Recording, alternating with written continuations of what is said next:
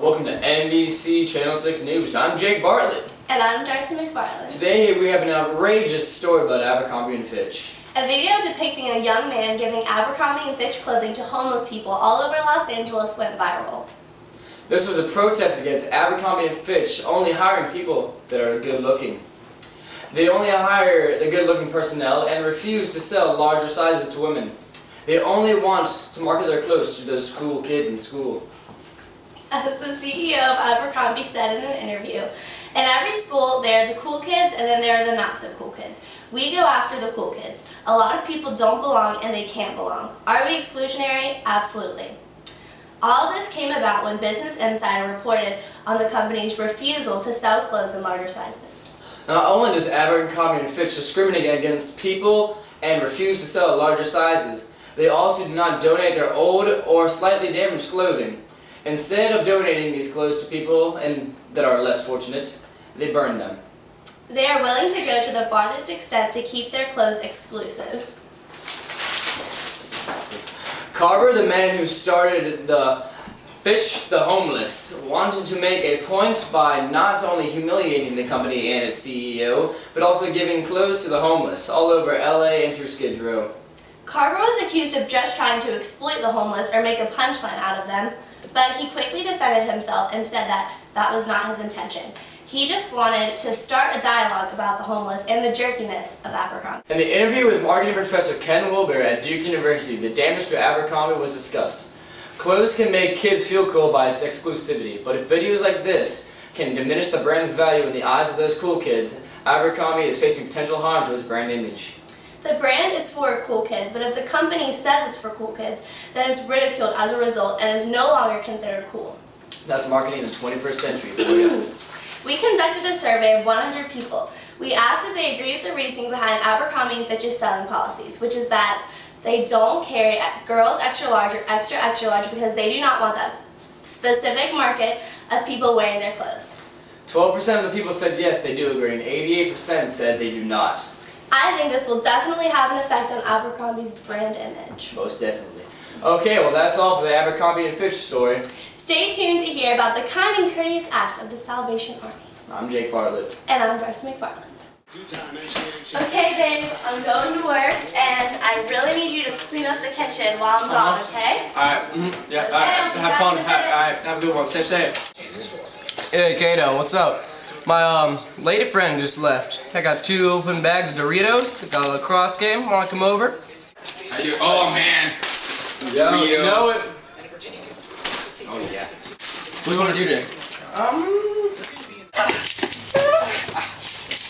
You having fun, Kato? Nice. I'm home. Kato, where you going with my Doritos, man? Why did you do this? Babe, I asked you to clean the kitchen. You did what? The kitchen? I asked you to clean it. It's dirty? Oh my god, this is getting ridiculous. It's me or the Doritos. Oh my god. But, babe! No!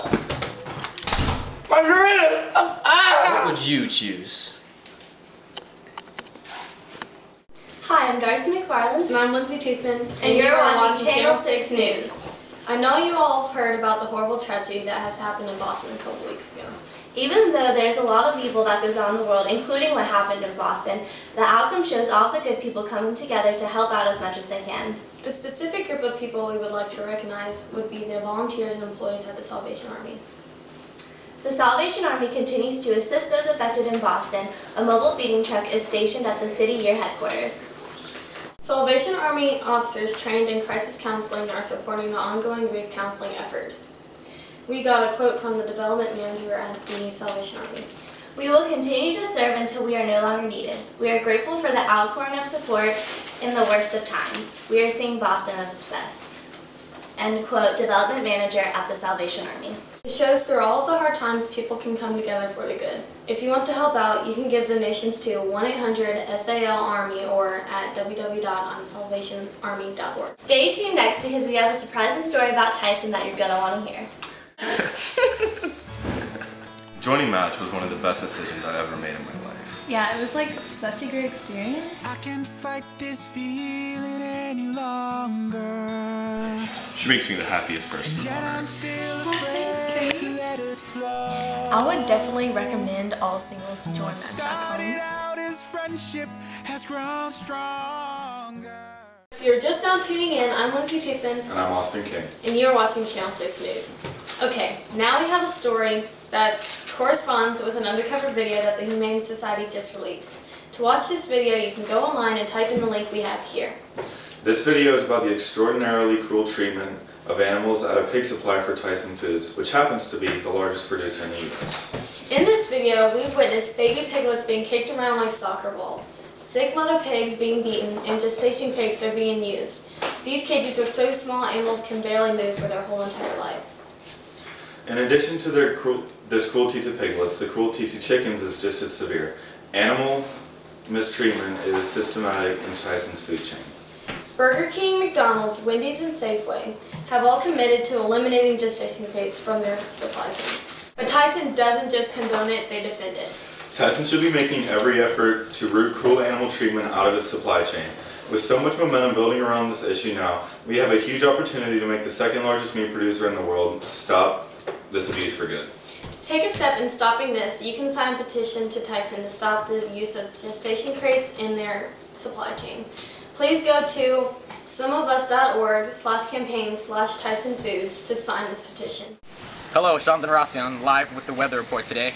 As you can see, it's sunny, high of 84, low of 64, and look forward to the future forecast being sunny, no rain, and awesome. This week's weather forecast is sunny all week. On Monday, high of 77, low of 62. On Tuesday, high of 75, low of 66. On Wednesday, high of 75, low of 52. On Thursday, the high is 81, low of 61. On Friday, the high is 81, low of 66. This weekend also looks great. There's a high of 81, a low of 75 on Saturday. And on Sunday, there's a high of 82 and a low of 61. This weekend's weather is going to be great for going golfing, which brings us into our next segment, Sports, with Austin King. Hi, I'm Austin King here with the latest sports report. The NBA playoff games between the Chicago Bulls and the Miami Heat have had both teams at each other's feet with close games, penalties, ejections, and fines. In Game 3, Nazr Muhammad and LeBron James got tangled up during a play, which resulted in LeBron James on the ground and Muhammad receiving a technical.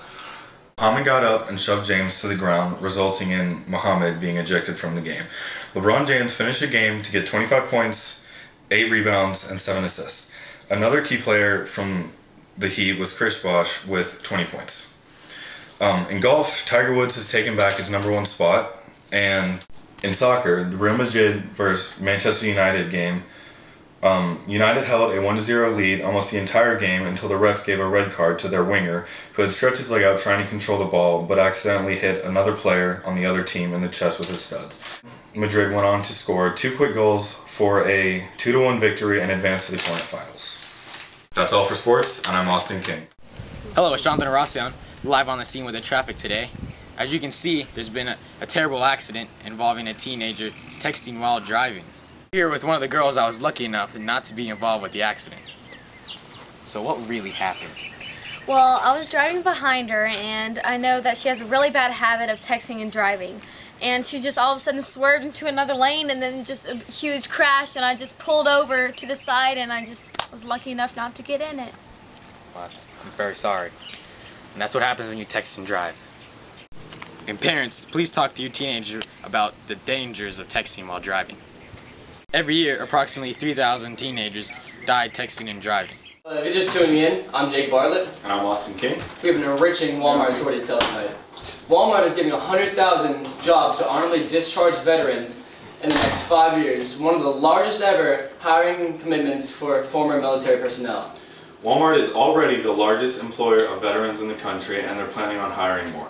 This makes up for Walmart putting mom and pop shops out of business. Jobs will be available at Walmart, Sam's Club, distribution centers, or the home office.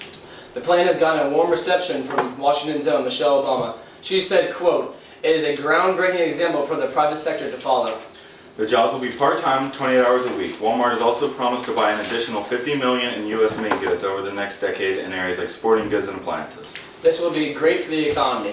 I'm Jake Bartlett. And I'm Austin King. You stay classy, Ms.Bonner's class.